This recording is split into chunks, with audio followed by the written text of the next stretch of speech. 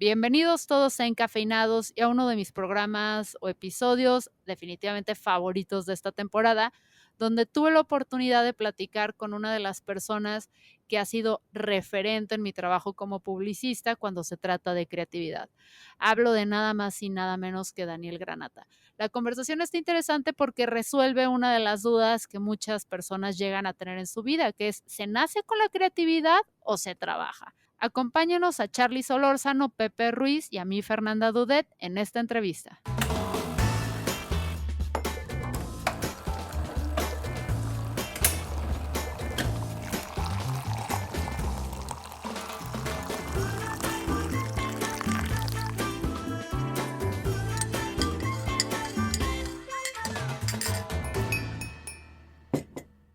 Bienvenidos todos a Encafeinados. Estoy con Charly Solórzano, Pepe Ruiz y Dani Granata. Hola Dani, ¿cómo andas? Hola, buenos días, Fernanda, Charlie, ¿cómo están? Buenos días. Estamos aquí todos reunidos, aprovechando que tenemos a un gran creativo. Diría gran creativo porque ya te nacionalizamos. No sé si lo sepas, pero desde siempre ha sido como de mis referentes en la creatividad en general. Entonces ya te consideramos como mexicano. De Eh, hecho, llevo tanto tiempo aquí que ya aplico como Chabela Vargas lo de los mexicanos nacemos donde nos da la gana. Y entonces, a mí me tocó nacer y vivir en España durante mucho tiempo, pero la verdad ya cuando vine para acá ya no regresé. Entonces, gracias. ¿Y cómo fue el shock de llegar a México con esto de la creatividad mexicana?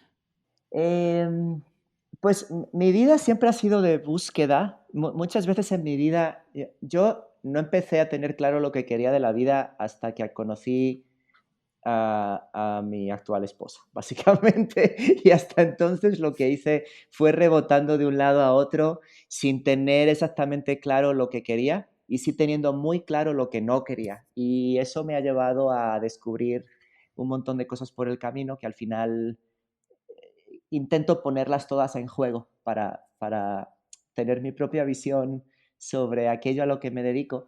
Entonces, pues para mí venir a México fue más que nada un choque cultural y aunque siempre me sentí muy bien acogido, no solo en México, sino en general en Latinoamérica, siempre cuento con un poco de sorna el que cada vez que renuevo el permiso migratorio digo, bueno, ya tengo el permiso, pero me faltan las instrucciones, ¿no? Y una cosa que yo siempre aprendí en México, porque además yo me mudé a México, yo me mudé a Saltillo. Entonces no es un sitio donde tú puedas mantener tu españolidad intacta como harías si te vas, por ejemplo, a Ciudad de México, a Guadalajara, grandes urbes donde hay grandes núcleos de población de nacionalidad española. Yo me tuve que adaptar y me volví un poco, siempre cuento esto con la anécdota de lo que aprendí, ¿no? Me volví el otro, yo era la norma en el lugar del que yo venía, todo el mundo se ve más o menos como yo me veo, y en Saltillo tuve que aprender a comportarme como residente en el norte del país sin, y tratando a la vez de no perder mi individualidad, ¿no? Y siempre cuento que esa es una gran forma de desarrollar la empatía, que no basta a veces con la buena intención de decir voy a ser empático, sino que uno tiene que ponerse literalmente en el lugar de otros. Y así fue como yo lo aprendí. Entonces, la verdad es que eh, llegué a México en 2005, luego estuve un par de años fuera, pero al final regresé y hoy, pues te digo, es el lugar del que es mi esposa, del que son mis hijos y pues, muy contento y agradecido y feliz por todo lo que México me ha dado. Hablas de algo clave en la creatividad, que es la empatía. ¿Por qué la Ajá. empatía es tan relevante a la hora de crear algo? Em, Porque si el mundo es diverso y uno no puede pensar que la visión que uno tiene sobre el mundo es la única que hay. Uno debería considerar su visión del mundo no como la verdadera, sino como una visión incompleta que se complementa conociendo más personas. Entonces, a muchos niveles, si tú únicamente creas desde lo que conoces o te juntas con gente que únicamente o que se ve exactamente igual que tú, y yo en este caso soy la norma de la norma, o sea, soy hombre, blanco, heterosexual, o sea, mis niveles de privilegio están over 9000. El privilegio no tiene nada de malo, lo que estaría fatal es no usarlo en pos del cambio y de tratar que más personas tengan las oportunidades que yo he tenido por el mero hecho de cómo me veo, ¿no? Entonces, creo que desde el punto de vista de alguien que crea en cualquier industria o disciplina, creo que la empatía es necesaria eh, para expandir el mundo y para entender que hay visiones del mundo que no coinciden con la nuestra, pero que también conviven con la nuestra, ¿no? Y creo que hoy es además una época en la que hay mucho odio y mucha tensión y muchas discusiones y nos hace falta, aunque suene muy pachamama esto, más amor y ser más considerados, más empáticos, más compasivos con el otro. Y para eso sirve la empatía. Oye, Dani, ahorita entrando aquí en la plática, hablando de creatividad, creo que la creatividad se puede llegar a confundir mucho con el ingenio, con la innovación. Platícanos un poco la diferencia básica entre estas tres. Pues yo creo que la creatividad es una herramienta y la innovación es un resultado. Y el ingenio y la creatividad van un poco de la mano, pero yo entiendo la creatividad como la aplicación sistemática de ese ingenio. O sea, yo creo que la creatividad consiste, hay muchas definiciones, ¿no? Pero creo que la más pertinente quizá es creatividad consiste en combinar dos cosas que ya existían para darles un significado nuevo, eh, basado en tu experiencia con cada una de esas cosas por separado, etcétera, ¿no? El ingenio creo que es parte de cómo tú puedes ayudar a combinar, pero en general creo que el ingenio es más como una chispa y la creatividad Ujú. es algo sistemático, o sea, no es que me siento, miro por la ventana con mi libreta en blanco y de repente llega una musa, sino que la creatividad es una labor que se entrena y que igual que cuando tú vas a, no sé, si te apuntas a un gimnasio, ahora no es buena época para apuntarse a un gimnasio por el COVID, pero si tú no has hecho ejercicio mucho tiempo y luego regresas a hacer ejercicio, los primeros días te duele mucho todo el cuerpo y no, y no y las cosas no te salen como a lo mejor le sale a tu instructor o instructora, ¿no? Pero con el tiempo vas desarrollando el músculo, la habilidad con la práctica. Y la creatividad es exactamente igual. O sea, la creatividad no es sentarse en un café de estos donde te sirven un café fancy mientras suena música de fondo esperando a que llegue la música y te inspire, sino que es una labor ardua de repetir una y otra vez, una y otra vez, una y otra vez, de consultar muchas cosas, de tener muchas referencias, de ser curioso, para tener la mayor cantidad de insumos con las que poder combinar aquello que tú conoces y darle un significado en pos de una solución. Y la innovación finalmente, que es una de las palabras más prostituidas de los últimos 15 años, la Definitivamente. innovación es un resultado, creo, no es un proceso, ¿no? Y creo que a partir de ahí, pues, no sé, decir que estás haciendo innovación es un poco extraño, porque estás innovando en qué. O sea, tendrás que llegar al final para saber si innovaste en algo o te equivocaste miserablemente y entonces regresas a la casilla uno para, para volver a intentarlo, ¿no? Recombinando lo que habías combinado antes de otra forma. Entonces, creo que son peldaños de una escalera Ujú. donde el ingenio te ayuda a subir el primer escalón, la creatividad te ayuda a recorrer la escalera completa y la innovación, si es que lo logras, es lo que hay hasta arriba del todo. Y esto me deja tranquilo de alguna manera, porque entonces quiere decir que todos podríamos desarrollar ese músculo creativo, ¿no? Yo trabajé mucho tiempo en publicidad. em, a veces soy muy crítico, yo soy medio dadaísta con las cosas que me gustan, porque creo que a veces pueden ser mejores. O sea, que cuando hablo de algo desde la crítica no lo hago desde el odio, sino más bien desde esto es así y quizá pudiera ser de esta otra manera, ¿no?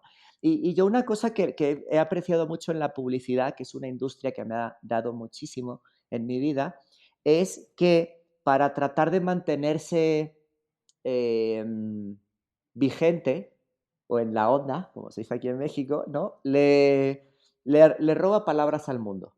Entonces, el marketing y la publicidad, ¿no? Entonces, el marketing y la publicidad le robaron al mundo la palabra sinergia, la palabra disrupción. Tú, Fernanda, imagino que en los últimos 2, 3 años habrás escuchado la palabra empoderamiento más veces, Obviamente. más, Hoy ya más, la ve- escuché 2 veces. sí, ¿no? Entonces, y creo que al final es la forma en la que vamos revistiendo eh, cosas que se hacen y le vamos dando un nombre nuevo para decir que tenemos algo novedoso que ofrecer y que no nos perciban como viejos o caducos, ¿no? Y entonces una de las palabras que yo creo que la creatividad o de la que la publicidad le ha arrebatado al mundo es la palabra creativo. Porque la palabra creativo en el mundo de la publicidad es un sustantivo. Define a alguien que es quien tiene ideas. O sea que si no tienes la palabra creativo en el cargo, estás mal, no eres creativo, ¿no? Cuando en realidad creativo es más un adjetivo que define una característica que todos tenemos para resolver distintos tipos de problema. Y distintos tipos de problema, todos estamos expuestos a diferentes problemas a lo largo de nuestros días y todos intentamos resolverlos de la mejor manera posible, muchas veces con creatividad. Entonces lo que sucede es que hay un montón de trabajos que son manifiestamente mecánicos y las personas que los hacen pues empiezan a contarse a sí mismos el cuento de que no son creativos. Y lo puedes ver, por ejemplo, cuando haces algún tipo de taller de estos con post-its, ¿no? Porque si no hay post-its, entonces no es un taller de innovación real, ¿no? Y de Eh, colores. y de colores, ¿no? O sea, yo una vez hice un taller donde pedí que No puede ser monótono. los asistentes llevaran sus propios post-its al taller y eso me causó una gran discordia con los organizadores, ¿no? Pero a mí me parecía súper disruptivo que se llevaran sus propios post-its en vez de llevarlos yo. Pero bueno, digo, más allá del chiste, es muy recurrente ver que cuando tú en uno de estos talleres, que para empezar por lo general no son diversos, planteas algún tipo de ejercicio creativo como escribir una historia, hacer una viñeta de algo, ni siquiera estás pidiendo que sea perfecto ni que sea un storyboard que luego va a usar, yo qué sé, Tarantino para una de sus películas. No, no, es simplemente un garabato ahí de 3 muñecos. Ves como hay un montón de gente que se incomoda, ves como hay gente que finge que tiene una llamada de teléfono y se salen, y es muy particular. O alguien que directamente te dice, no, yo no soy creativo, pero este de aquí sí. Entonces ves que el creativo es, por lo general, un chico o una chica de aspecto no tan formal, sino que a lo mejor van de forma más distendida o a lo mejor tienen un piercing, un tatuaje o el pelo largo y ya con eso hay como una vestimenta de creativo o la creativa, ¿no? Y, es peculiar, ¿no? Porque luego muchas de estas personas cuando hacen el ejercicio completo y los obligas a hacerlos, de repente descubres que tienen tan buenas ideas como otras personas que llevan mucho tiempo trabajando en creatividad. Nada más que no lo hacen sistemáticamente. Entonces, cuando salen de su taller, vuelven a su trabajo mecánico. Entonces es como, soy creativo de 3 a 4, pero bueno, ya de 4 a 8 voy a seguir haciendo lo que hacía antes. Entonces yo creo que una de las grandes mentiras con las que convivimos hoy es con el hecho de que los creativos son personas que tienen un don especial para crear. Más bien creo que esta narrativa exista significa que hay un montón de personas que se autoexcluyó de ser creativos, lo cual creo que es una de las cosas más terribles que te puede pasar en un mundo donde todo trabajo que pueda ser automatizado puede y debe ser automatizado. O sea, ¿para qué estás ahí rellenando hojas de Excel si eso lo puede hacer una máquina? Más bien, ¿qué puedes hacer tú? ¿Qué puedes enseñar para que eh, más personas aprendan tu conocimiento, ¿no? Y ese es otro gran problema, porque justo hablabas de la diversidad, ¿no? Y yo lo viví también muchísimo en las agencias de publicidad, cómo a la hora de querer solucionar un problema o traer un concepto o algo, empecemos con que los departamentos, al menos aquí en Jalisco, los departamentos creativos realmente son todo menos diversos, ¿no? O sea, el director es hombre, blanco, heterosexual, ¿no? El director de arte es hombre, blanco, heterosexual. Luego ya vienen los que ejecutan, que pueden ahí estar las mujeres y la comunidad LGBT. Eso sí, en Jalisco hasta la fecha no he visto una persona trans en una agencia, pero se les asigna a estas personas que se les denomina y en algunas agencias ese es el puesto tal cual, creativo nada más, no hay otra cosa que sume.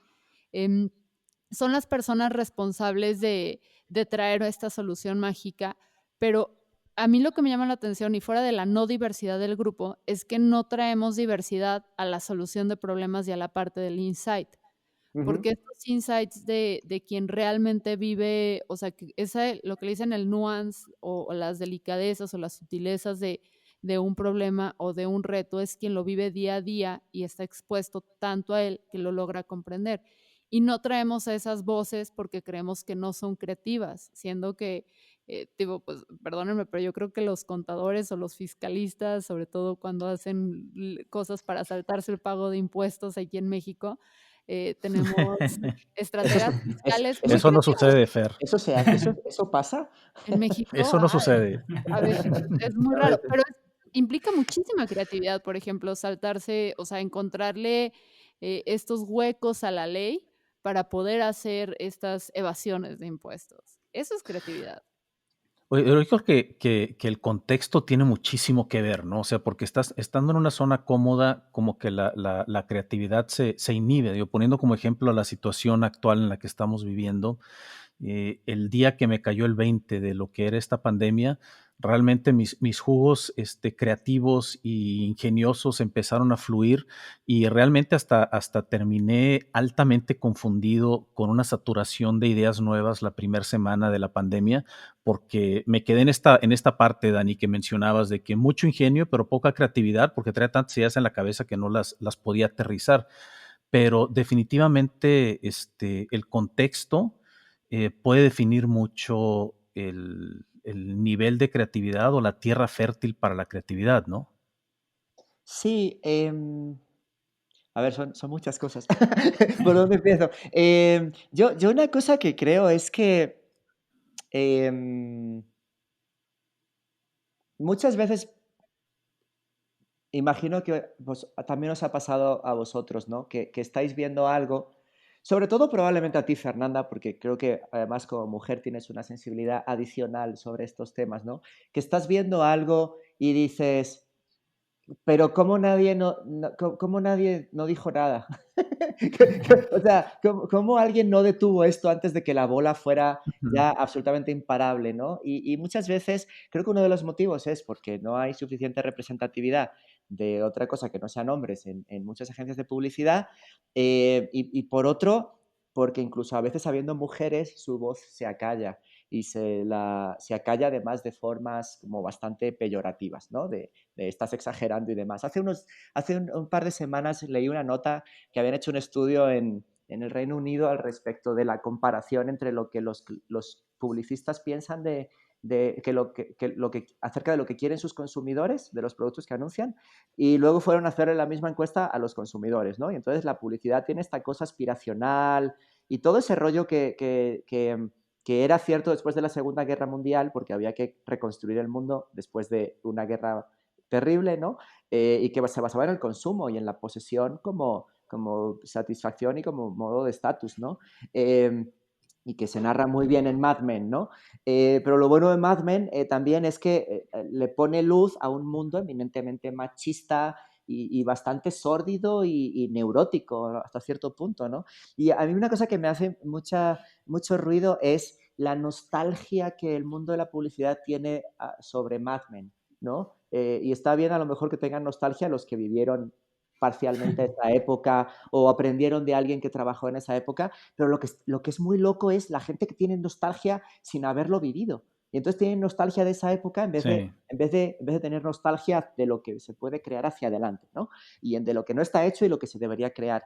Entonces, yo por ahí creo que el tema de la diversidad es pertinente porque se ve a leguas de distancia que al final la carencia de diversidad en la presencia de personas, al final se traduce en la carencia de diversidad en la visión y en los discursos. Y al final lo que hay es un montón de intentos a veces buenos y otros francamente lamentables, como por ejemplo, no me acuerdo, creo que fue el año pasado, la Marcha del Orgullo parecía una feria de marcas anunciándose en vez de saber qué hacen esas marcas por aquellos colectivos a los que dicen apoyar en el resto del año, ¿no? Entonces se queda como una cosa una vez más de discurso y de robamos estas palabras para sentirnos modernos.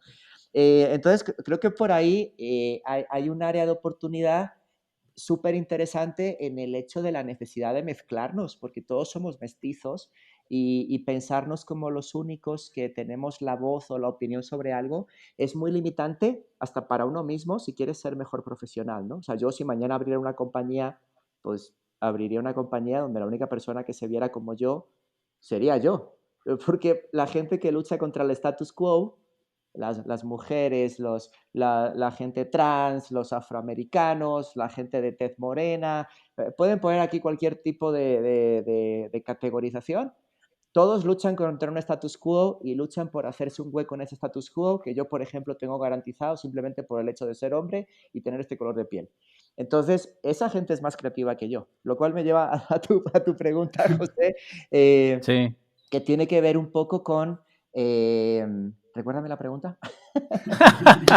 No, te preguntaba el contexto y El esto contexto. es importante, le agrego tantito, ¿no? Por ejemplo, tú y Fer, que vienen de este negocio de la creatividad, de la publicidad, quizá para ustedes es mucho más fácil entender el contexto dentro del cual esto ocurre. Un tema súper común ahorita con nuestros clientes en temas de consultoría de talento es cómo le hago para poder crear una cultura en donde se permita el ingenio y que puedan Sí, salir estas ideas, en correcto. donde la creatividad se pueda convertir en algo sistémico y en donde estos primeros dos nos lleve realmente a la innovación. Entonces, como empresario, como consultor, para mí está esa pregunta, ¿no? Porque creo que en nuestros sectores, en nuestras industrias, en nuestras empresas, lo tenemos mucho menos claro que en el universo en donde conviven tú y Fer. Sí, perdón, Fer.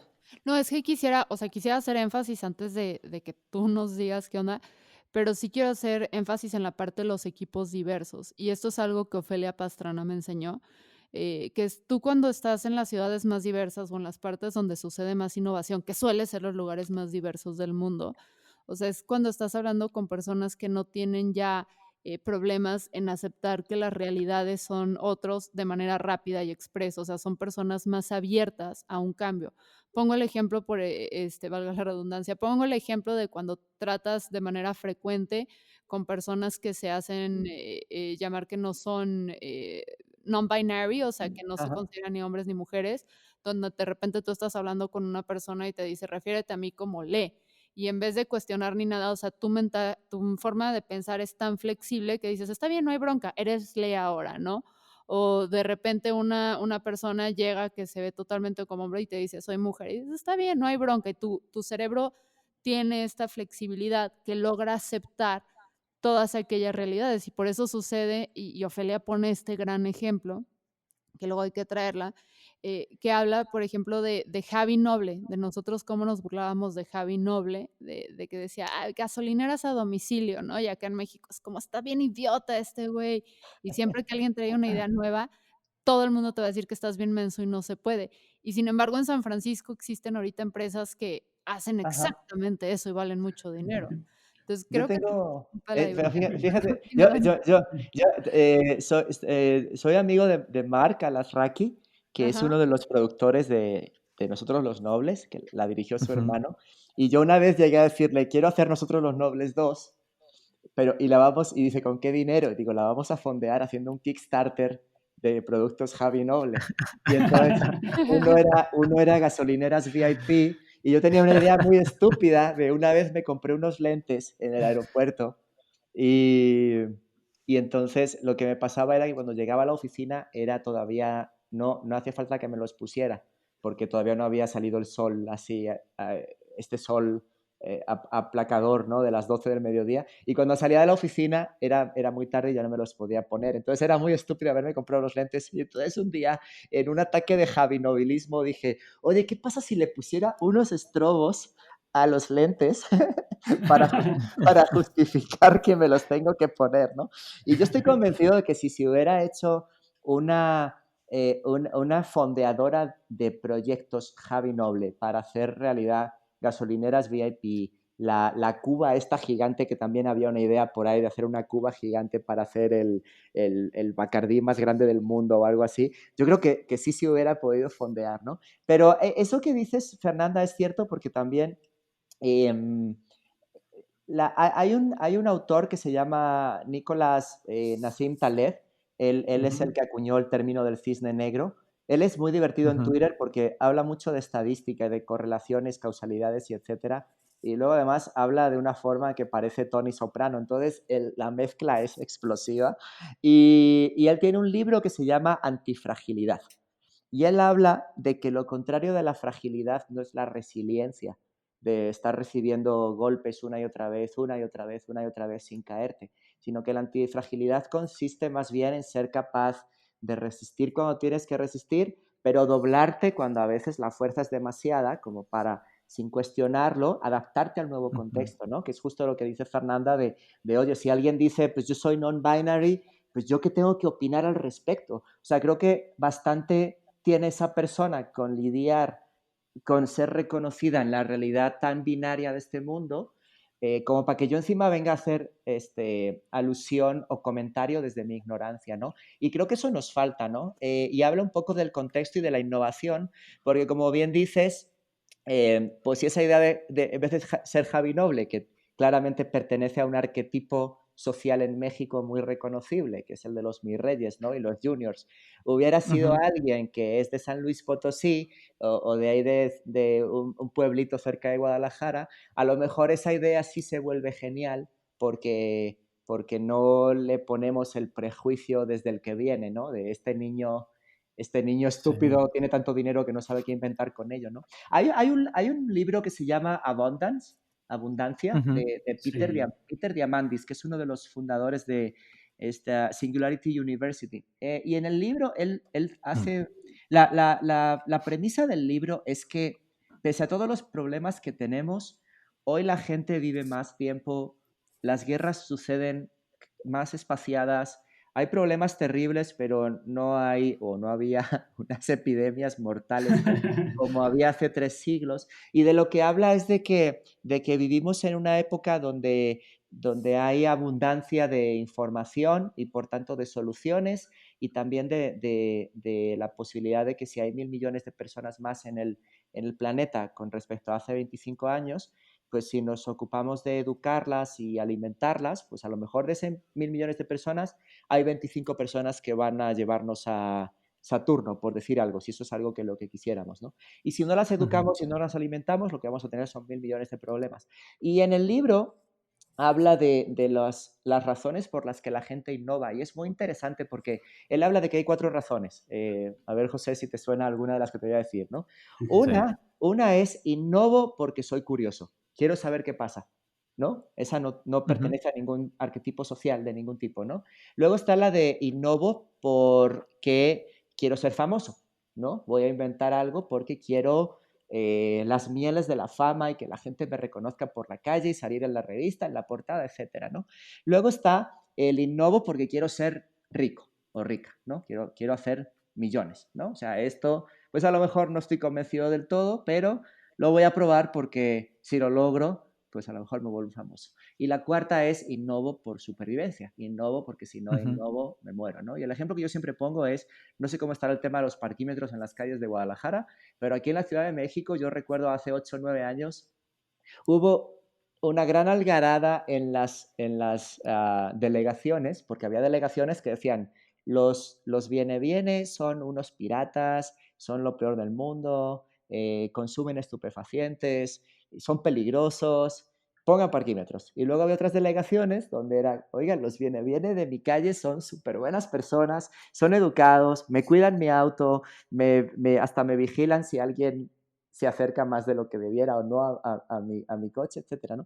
Y yo recuerdo que al final se instauraron parquímetros y entonces esa gente que antes se ganaba la vida apartando un espacio de calle con una cubeta, lo cual si le explicas a un alemán o a un suizo, le explota la cabeza porque literalmente no puede entender cómo el espacio público puede ser privatizado de esa forma a diario a las 7 de la mañana, pero bueno, sucede, ¿no? Todos sabemos que sucede en México. Entonces, de Les repente, hubieran explicado y la guerra la ganan más fácil, nada más sí, era como de de colonia, una cubeta, enten- y no tengo que matar a nadie. entender Dark es fácil, pero esto está de locos, ¿no? Entonces, esa gente de un día para otro les dijeron, ya no pueden apartar espacios en la calle porque hay parquímetros. Entonces se inventaron los que yo conocía, una cosa que era que cuando ves que en las grandes ciudades en México, por desgracia, siempre hay gente que deja su coche estacionado en doble fila y dice, son 5 minutos, no tardo. Los 5 minutos siempre se hacen 10, 15, o a lo mejor son 5, pero el punto es que cuando tú regresas a tu auto, una de estas personas que antes te apartaban el espacio en la calle con una cubeta, ahora te dice, oiga, es que vino la patrulla y se quería llevar su auto, pero yo le di 20 pesos y lo salvé. Y entonces, no, perdón, me equivoco. Era, estas personas por la mañana llegaban y sacaban X número de tickets del parquímetro.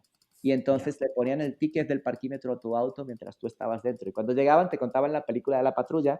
Entonces terminando decías, wow, no puedo creer qué buen tipo el viene que me salvó de la patrulla. Entonces, donde antes sacaban a lo mejor 10 pesos, ahora sacaban 20, ¿no? Porque es como, el de la patrulla me dijo que le diera 20 pesos para la Coca-Cola. Y entonces tú le das lo que le ibas a dar y luego los 20 pesos adicionales. O sea que al final acababan haciendo más dinero que el que hacían originalmente a base del ingenio, ¿no? Y lo interesante de ese libro, yendo ya como a un punto de conclusión, perdón si divago, córtenme cuando quieran, es que en Latinoamérica confluyen, o en México confluyen esos 4 tipos de innovación. Hay gente que innova porque quiere dinero, hay gente que innova, o sea, hay gente que hace mucho dinero en México y a lo mejor sus métodos no nos gustan o no nos parecen, pero son innovadores y hacen mucho dinero con ello, ¿no? Hay gente que innova, que quiere ser famosa, hay gente que es curiosa y quiere saber qué pasa, y sobre todo hay un montón de gente que todos los días tiene que innovar, porque si no lo hacen, se mueren. Y eso es algo que es no quiero romantizar la pobreza, ni mucho menos, creo que es terrible la desigualdad que existe, pero algo que aprender es que en este contexto de pandemia, ese es el contexto en el que habitamos ahora. Ese es el contexto en el que habitas cuando te despiden de un trabajo en el que has llevado mucho tiempo. No tienes nada que perder. Entonces, cualquier cosa que intentes es mejor que quedarte en el lugar en el que estás. Y entonces creo que las compañías hoy que sepan aceptar que no hay ninguna receta mágica a seguir, en mi opinión. O sea, yo la verdad paso mucho apuro y pudor cuando veo todos estos webinars en línea diciendo el futuro del trabajo después de la pandemia. Y es como de, cabrón, o sea, yo no sé si vamos a llegar a diciembre, o sea, ¿por qué no celebramos mejor Navidad en julio? Porque no sabemos si vamos a llegar a diciembre para celebrarla entonces, ¿no? A mí me da mucho pudor como todas estas predicciones y creo que las compañías que hoy la van a armar son aquellas que decidan que lo que tienen que hacer es arremangarse y hacer cosas para probar cuáles son las que les funcionan y cuáles son las que no.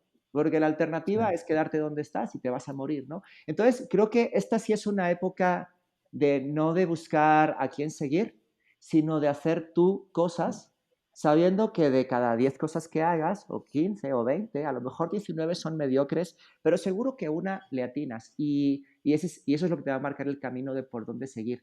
Y creo que hoy falta mucho eso, falta la guía, falta el que no hay nadie que nos diga, oiga, pero vamos, ¿qué tenemos que hacer? ¿No? Y antes pues era más común pues, ir a uno de estos congresos donde viene alguien que vive en Londres o en Auckland y te dice, lo que hay que hacer es esto, ¿no? Y cuando tú luego lo intentas traducir a tu mercado local, dices, pero ¿y esto para qué demonios me sirve? No sé cómo trabajar eso aquí, ¿no? Y creo que hoy nos liberamos de eso. Creo que hoy estamos igual de jodidos en todas partes del mundo y que lo único que podemos hacer es ponernos a hacer cosas sin saber si van a funcionar, pero esperando que sí lo hagan, al menos una de entre N.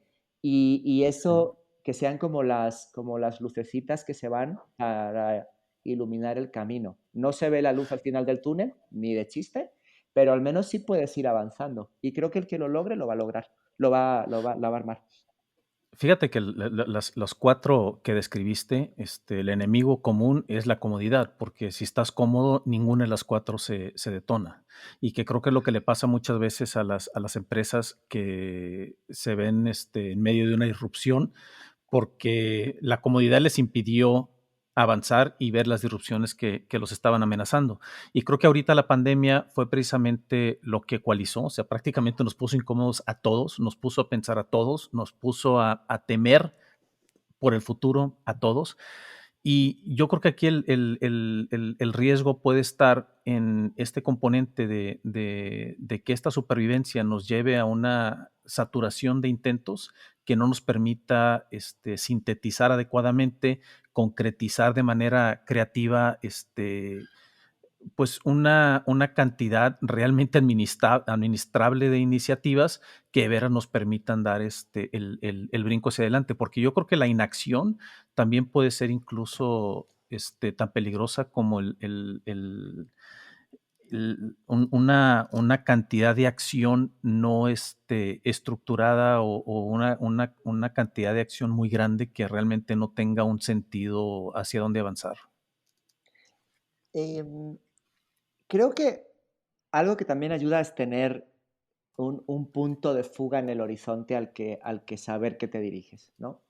Ujú, Sabiendo que nunca vas a llegar, pero digo, yo tengo un montón de frases que he ido como robando por el camino, ¿no? Y una que me encanta es: el primer paso no te lleva a donde quieres, pero te saca de donde estás.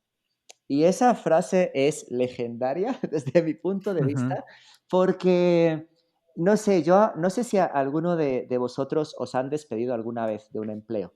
A mí solo me ha sucedido una vez, fue una experiencia ni siquiera diría traumática, sino inesperada. Ujú. Y me quedé como si me hubieran dado un golpe terrible en la cara, pero no me dolía, estaba aturdido.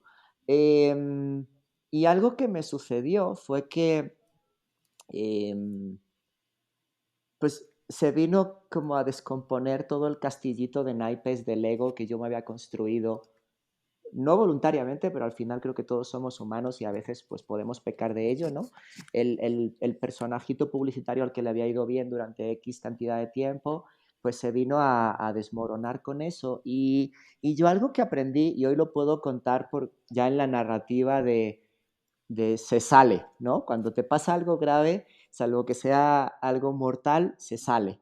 Em, pero la narrativa con la que lo cuento siempre es el hecho de que yo me vi sumergido en la incertidumbre y la verdad es que en la incertidumbre encontré las respuestas a las preguntas que yo tenía y me encontré con preguntas muchísimo mejores que las que yo tenía, como para buscar mejores respuestas. Y creo que por eso hoy también soy, creo, una persona más adulta, más sofisticada y menos quisquillosa y más empática, ¿no? Entonces, yo lo que siento es que todas estas grandes compañías que trabajan desde el confort de eso no me va a pasar a mí, pues es probable que no les vaya a pasar a ellos, porque a veces las compañías tienen unas inercias tan grandes que que no, que las personas que están trabajando en ellas no van a estar el tiempo suficiente en la compañía como para que a esas personas les afecte cuando la compañía se vaya al garete dentro de 10 años. A lo mejor para entonces Ujú. muchos se cambiaron de compañía. Y por eso tampoco a lo mejor tienen tanto interés en cambiar las cosas desde dentro, porque realmente su interés es pagar la colegiatura de sus hijos, pagar la casa o el coche que tienen comprado, comprarle un anillo de compromiso a su pareja, etcétera, ¿no? Y al final las compañías son hechas por personas. Eh, y las personas pues pueden tener intereses mucho más allá de que a la compañía le vaya mejor o peor, porque compañías hay muchas a las que poder irse, ¿no? Entonces yo creo que ahí hay un tema interesante en el hecho de cómo se relacionan las personas que trabajan en una compañía con la empresa y qué clase de vínculo tienen, ¿no? Yo ahora, por ejemplo, puedo decir feliz y orgulloso que trabajo en una compañía que cuando nazca mi bebé dentro de un mes y medio, fueron ellos los que vinieron a mí a decirme, estas son las semanas que tienes de baja por paternidad, tantas como una mujer tendría de baja por maternidad. Lo cual es como de, pues, gracias por tener esta discusión y abrirla frontalmente, porque creo que no debiera ser una discusión violenta, pero entiendo que hay muchas personas en muchas compañías para las que tener esa discusión tan boba ha de ser violenta, porque seguro la compañía les va a decir, oh, es que sabes que estamos cortos de no sé qué, o hay que regular esto, o quién lo va a hacer si tú no estás, etcétera, etcétera, ¿no? Entonces yo creo que hoy lo que se plantea es que las compañías deben empezar a hacer este cambio y deben, y les va a doler un montón, ¿eh? Pero Sí. ese dolor es preferible a morir desangrado en el lugar en el que están hoy. Y que siento que es lo que le va a pasar a muchas compañías por la vía de este fenómeno. Creo que esta conversación también tiene que ver mucho con el privilegio de quien puede como compañía tener la opción de reinventarse, ¿no? Porque hay otras muchas que de verdad no lo tienen y entonces ahí sí es una conversación distinta. Pero creo que las compañías que tengan la oportunidad de reinventarse y decidan no hacerlo porque es doloroso, pues van a morir. No quiero decir, Sí. no quiero decir Sí. merecen morir, porque nadie merece morir, ninguna compañía, pero van a morir. Yo estoy completamente de acuerdo contigo, y yo creo que mucho de esto tiene que ver con el nuevo poder que está adquiriendo el talento y la importancia que tiene ya el tomar en cuenta a todos los stakeholders de las empresas y no nada más los shareholders. Y yo creo que todo esto que tú estás viendo del cambio de que te den días para poder atender tu paternidad, yo creo que es producto del nuevo poder adquirido por el talento, porque el talento sigue estando escaso. O sea, a pesar de que existe desempleo, a pesar de que estamos entrando en crisis, hay mucha evidencia de que hay una escasez de talento, y especialmente porque las empresas cada vez están buscando talento mucho más específico, y porque creo que las competencias se están transformando tan rápido que las necesidades nuevas siguen surgiendo a un paso más rápido de lo que se están satisfaciendo la demanda. Entonces yo creo que ese es un tema que nos va a ayudar va de la mano con el tema del COVID, de la irrupción del COVID, pero yo creo que el poder del talento es un tema que va a seguir empujando dramáticamente los cambios dentro de las organizaciones, porque de alguna manera se ha democratizado mucho el poder del talento, las herramientas y el acceso que tenemos a poder aprender fuera de la organización, a ser exitosos fuera de la estructura de la organización. Fíjate que ayer estaba leyendo un artículo que hablaba de, en algunos países de Oriente, no recuerdo en cuál, pero estaban tratando de hacer su propia versión de Zoom para que los cuadritos de la videollamada en la que aparece el CEO de la empresa saliera más Está grande enfrente. que los cuadritos en los que sale a lo mejor el empleado. O había Increíble. dinámicas en las cuales las personas tenían que conectarse 3 minutos antes de que comenzara la videollamada para llegar Uh-huh. y saludar a sus superiores jerárquicos, ¿no? Y entonces yo estaba pensando, qué disparate que en plena época que estamos viviendo ahora de posibilidad de Uh-huh. reinvención, que es terrorífica, ¿eh? O sea, yo estoy muy contento y estoy muy asustado de traer un hijo al mundo en 40 días. Entonces, ¿sabes? Pero me hace ilusión pensar que va a poder ser algo que yo todavía no puedo ni siquiera imaginar, ¿no? Pero me da, volviendo al punto de lo de la videollamada con los cuadritos de distinto Sí, tamaño, es interesante cómo muchas veces lo que estas compañías intentan es no reinventar nada, sino cambiar todo para que no cambie nada, ¿sabes? Y entonces sí, es adaptar los esquemas, jerarquías y procedimientos que tienen a las nuevas herramientas, que es básicamente algo que sucede mucho, de muchas compañías hacen innovaciones de las que se denominan incrementales, de crear un poquito más de esto, un poquito más de esto, un producto nuevo que hace esto, y puedes verlo, por ejemplo, en actividades financieras, ¿no? Yo me acuerdo, viví un par de años en Estados Unidos y recuerdo como si fuera ayer el día que me llegó un correo del banco en el que yo tenía mis ahorros diciendo que a ujú, partir de ahora ya podía depositar mis cheques desde la aplicación. Y yo dije, wow, qué increíble. O sea, escaneo el cheque y aparece el saldo en mi cuenta. Y entonces yo llegué y con mi primer cheque lo que hice fue abrir la aplicación y lo que la aplicación me permitía era tomarle una foto al cheque y enviarlo para que ellos lo validaran. O sea, me ahorraban de ir al banco a pasar a la por caja, sucursal. ajá, a la sucursal a pasar por la caja a ver si el cheque era bueno, malo, rebotado, etcétera. Pero el cheque tardaba igualmente 2, 3 días en hacerse efectivo, ¿no? Y aquello a mí me puso la cabeza al revés porque era Estados Unidos y yo pensé, mierda, pues si estamos aquí así, ¿cómo vamos a estar? ¿Cuándo va a pasar esto en Latinoamérica, no? Y pensaba mucho en esto, en el hecho de que, por ejemplo, escanear un cheque no deja de ser, o escanear nuestro boleto de avión. Si lo piensas, no estamos reinventando nada, estamos haciendo lo mismo que se hacía hace 40 años, pero en vez de haber un ticket impreso, hay un ticket que ahora a lo mejor llevas en tu teléfono.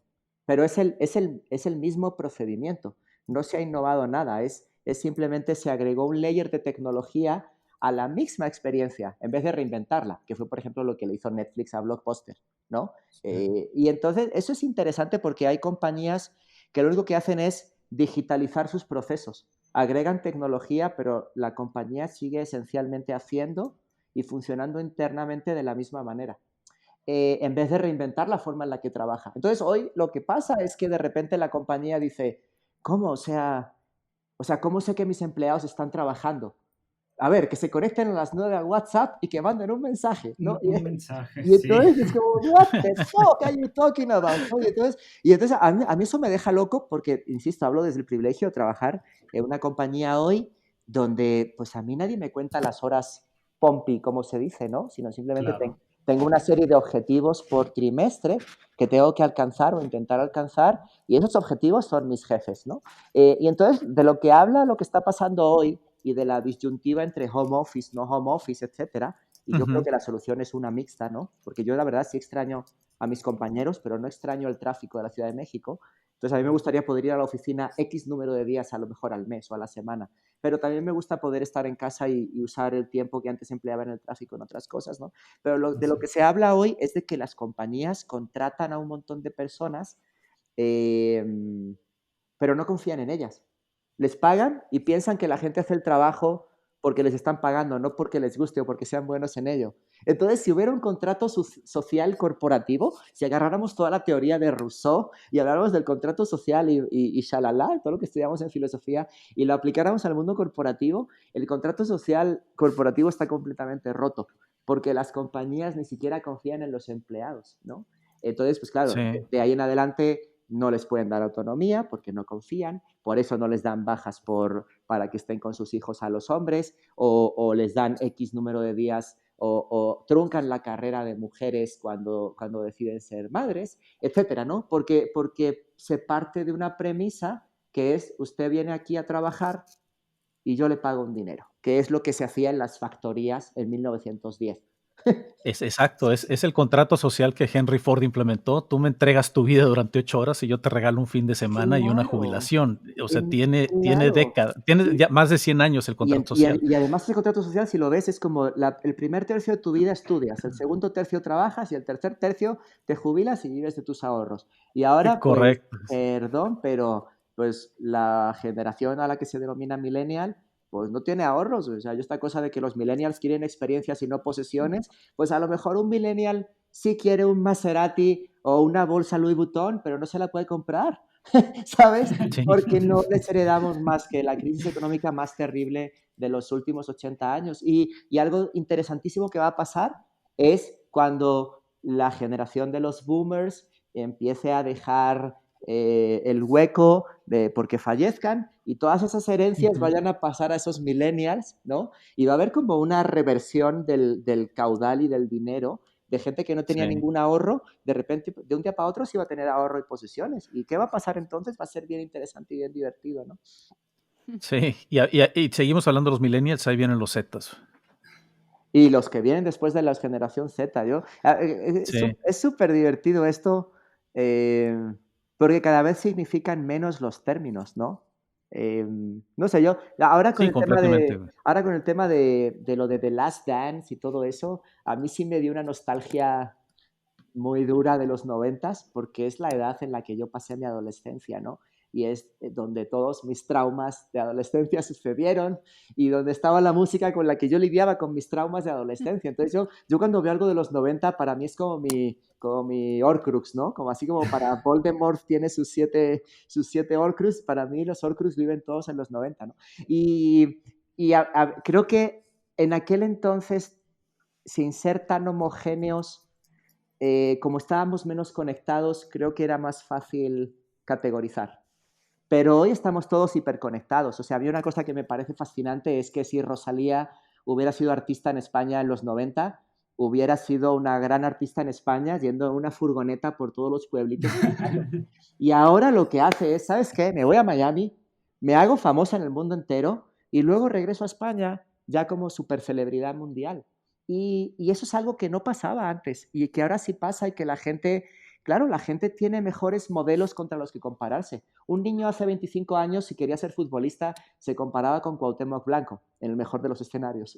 Y hoy si un niño quiere ser futbolista, quiere ser Messi.